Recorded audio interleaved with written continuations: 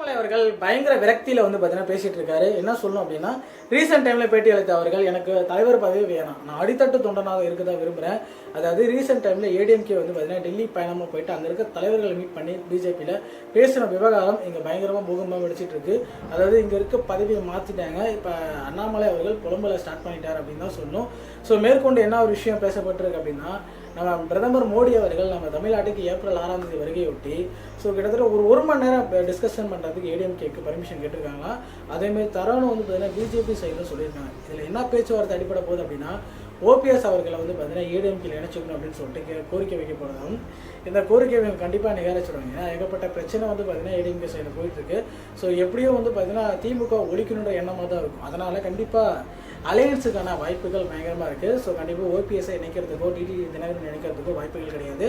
so இதை பற்றி நான் நினைக்கிறீங்க அப்படின்ற மறக்காமல் கமெண்ட்ஸ் நம்ம சேனலில் சப்ஸ்கிரைப் பண்ணி